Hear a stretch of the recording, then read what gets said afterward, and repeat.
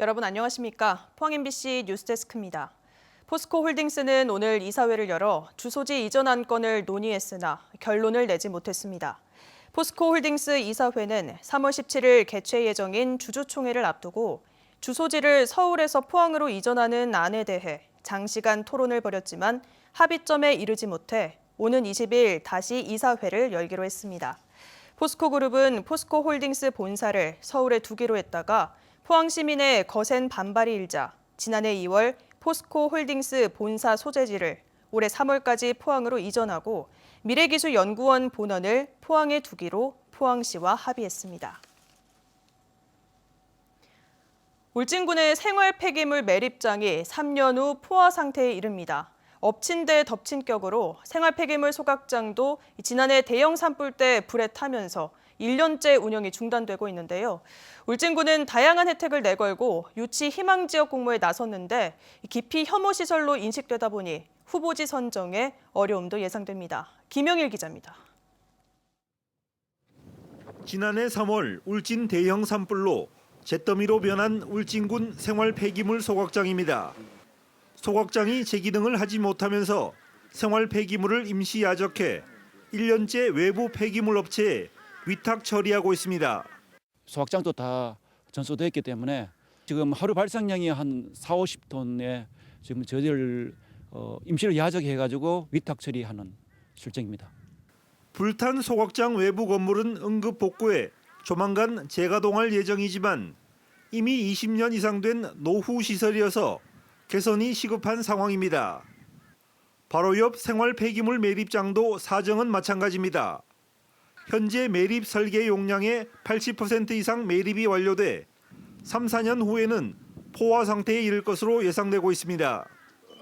이에 따라 울진군은 새로운 입지에 매립장과 소각장, 재활용품 선별장까지 갖춘 생활 폐기물 처분 시설을 신설하기로 결정했습니다.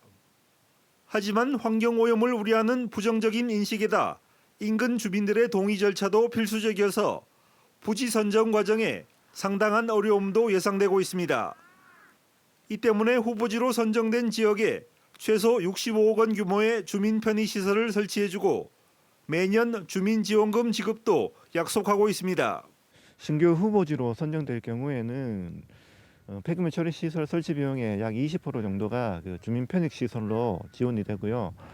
그다음 이제 매년 폐기물 반입 수수료의 약 20% 정도가 기금으로 조성되어서 지원될 것 같습니다. 울진군은 생활 폐기물 처분 시설 신설에 최소 10년 이상 걸릴 것으로 예상된다며 조만간 발생할 매립장 부족 문제에 대해서는 기존의 나곡리 매립장의 시설을 증설하는 방안을 검토하고 있습니다. MBC 뉴스 김혁일입니다. 일본이 올해 3월부터 10년에 걸쳐 후쿠시마 원전 오염수를 방류해도 한국 해역의 삼중수소 농도가 크게 증가하지 않을 것이라는 연구 결과가 나왔습니다. 한국원자력연구원과 해양과학기술원이 한국방재학회 학술 발표대회에서 발표한 후쿠시마 오염수 해양 확산 시뮬레이션에 따르면 10년 뒤 한국 해역에 유입되는 삼중수소 농도는 0.001 베크렐 퍼 세제곱미터로 수렴됩니다. 이는 기존의 10만 분의 1 정도로 높아지는 것으로 현재 분석기기로는 검출되기 힘들 정도의 농도라고 연구진은 밝혔습니다. 일본 정부가 올해 상반기 후쿠시마 원전 오염수를 방류하겠다고 밝힌 가운데 후쿠시마산 식품의 위험성에 관한 인식도 조사 결과가 나왔습니다.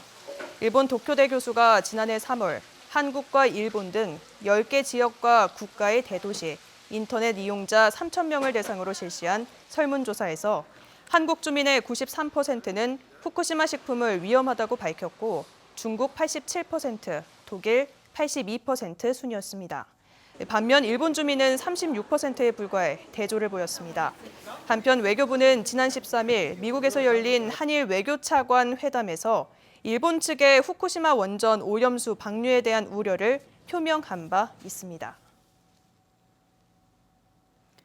독도 해역에서 해조류가 사라지는 갯녹음 현상이 성게 때문이라는 연구 결과가 발표됐습니다. 성게는 그동안 갯녹음의 주범으로 지목돼 왔는데 논문을 통해 규명된 건 이번이 처음입니다. 장성훈 기자입니다. 갯녹음 현상이 심해 해조류를 찾아보기 힘든 독도바다. 하지만 군데군데 감태 같은 해조류가 무성하게 자란 곳도 있습니다. 2016년부터 성게 제거 작업을 대대적으로 벌인 결과 바다숲이 조금씩 되살아나기 시작한 겁니다. 국립수산연구원과 인하대 등 공동연구팀은 최근 독도 주변 해역의 갯녹음 현상이 성게 때문인 것을 규명한 논문을 발표했습니다. 해조류가 덮인 비율, 즉 피복률을 분석한 결과 2017년 평균 21%이던 것이 2020년에는 28%로 올랐습니다. 연구팀은 해조류가 되살아나기 시작한 정확한 시점은 알 수 없지만 성게의 밀도 감소와 함께 해조류의 점진적 확장이 명확하게 관찰됐다고 밝혔습니다. 이번 연구를 통해 독도 연안 갯녹음 현상의 주 원인이 조식동물인 성게류의 증가 때문이고 이를 인위적으로 제거하는 것이 해조류 군락 복원에 효과적임을 확인하였습니다. 이에 따라 건강한 바다숲을 유지하려면 성게의 밀도를 제곱미터당 2개체 이하로 유지해야 한다고 지적했습니다. 또 제주도나 서남해안에서는 수온 상승과 육지에서 흘러든 오염물질이 더 큰 원인으로 지목된 것과는 차이가 있다며 독도에서도 여러 요인이 작용했을 가능성을 완전히 배제하진 않았습니다. 현재 국내 연안의 안반은 3만 8천여 헥타르, 이 가운데 33.5%에서 갯녹음에 의한 바다 사막화가 진행 중입니다. MBC 뉴스 장성훈입니다. 동해선 철도 영덕 포항 간 열차 탑승객의 편의를 위해 3월 1일부터 열차 운행 시간이 일부 조정됩니다. 상하행 운행편 10회 가운데 기존의 포항역에서 6회로 제한됐던 KTX 환승이 10회 모두 가능하게 되고 1시간씩 기다리던 KTX 환승 시간도 30분으로 단축됩니다. 한편 한국철도공사는 지난해 11월 영덕 포항 무궁화호 노선의 운행 시간을 일방적으로 변경하고 운행 편수도 감축해 영덕 군민과 관광객 불편을 초래했다는 비판을 받았습니다. 포항 항사댐 건설 사업의 예비 타당성 조사 면제 동의안이 국회 환경노동위원회 예결 소위에서 가결됐습니다. 항사댐은 지난해 태풍 흰남노가 동반한 집중호우로 큰 피해가 난 포항 오천읍 일대 홍수 방어를 위한 시설로 지난해 기획재정부가 예타 및 사업 적정성 검토 면제를 결정했습니다. 환노위 소속 국민의힘 의원들은 재난 예방을 위해 시급히 추진이 필요하다는 입장이지만 민주당 의원들은 건설 기간이 짧고 단층대를 감안하면 댐보다 방수로를 대안으로 제시하고 있어 최종 결정은 다음 주에 열릴 상임위에 달려 있습니다. 고령화에 따라 근감소증 환자가 갈수록 늘어나고 있지만 마땅한 치료제가 없는 실정인데요.